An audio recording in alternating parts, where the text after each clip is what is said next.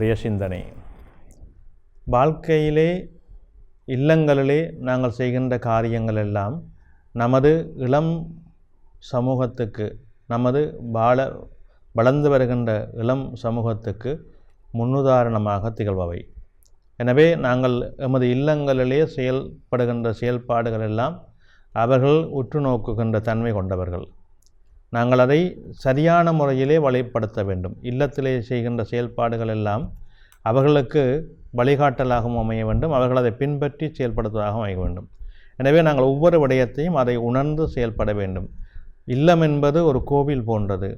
அங்கே புனிதம் மிக முக்கியமானது, சுத்தம் மிக முக்கியமானது, நடைமுறை மிக முக்கியமானது. இந்த மூன்றிலுமே நாங்கள் கவனம் செலுத்த வேண்டும். ஒரு குழந்தை தன்னுடைய வாழ்வியலை 70% தாயை பின்பற்றித்தான் பார்க்கின்றான். அவனுடைய முன்னோடியாக தாய்தான் விளங்குகின்றாள். நல்ல அறிவுரைகளை சொல்வதிலும், அந்த குழந்தையை ஊட்டி வளர்ப்பதிலும், அந்த குழந்தைக்கு நல்லது கெட்டதை புரிய வைப்பதிலும் தாய்மை உன்னதமான இடத்தை பெறுகின்றது.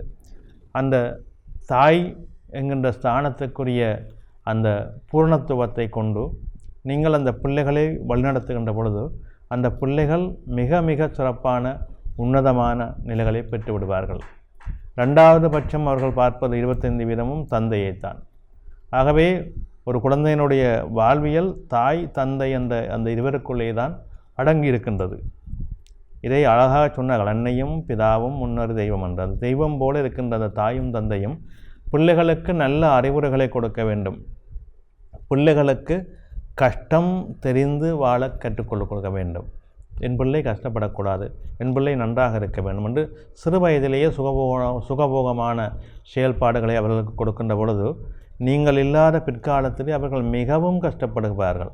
அவர்களுக்கு வாழ்க்கையை எதிர்த்து போராடுகின்ற தன்மையே அற்றுப்போய்விட இருக்கும். எனவே சிறு வயதிலேயே அவர்களுக்கு கஷ்டத்தை கொடுக்க வேண்டும், கஷ்டத்தை உணர்கின்ற தன்மைகளை கொடுக்க வேண்டும்.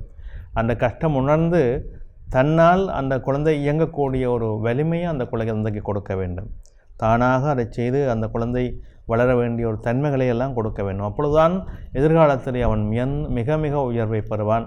அவனுக்கு கீழே பலரை வைத்து அவன் வேலை செய்யக்கூடிய ஆற்றலை பெறுகின்றான், சாணக்கியத்தை பெறுகின்றான். எனவே வாழ்வியல் என்பது அற்புதமான கூடம். எங்களுடைய வாழ்க்கையின் முதல் படிக்கட்டே இல்லம்தான். வாழ்க்கையிலே நாங்கள் எதையெல்லாம் கற்றுக்கொள்ள வேண்டுமோ அவற்றையெல்லாம் கற்றுக் கொடுக்க வேண்டிய முக்கியமான தார்மீக பொறுப்பு தாய் தந்தையர்களிடம்தான் இருக்கின்றது.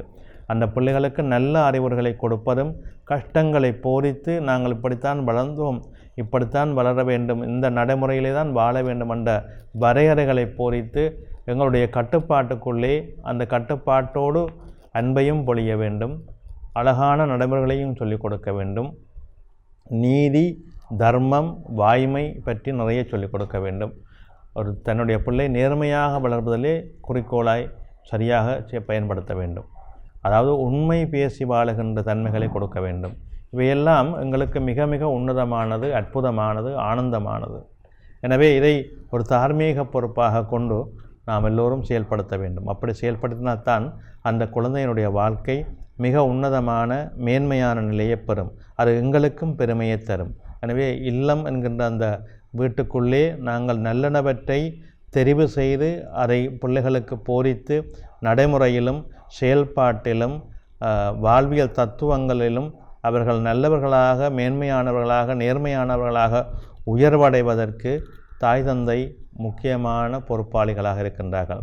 அவர்களை சூழ்ந்துள்ள உறவினர்களும் இதற்கு ஒரு ஊன்றுகோலாக இருக்க வேண்டும். எனவே வாழும் பிள்ளைகளை வழி தவறாது வாழ வைப்பது எங்களுடைய பூரணமான கடமையாக இருக்கின்றது. நன்றி.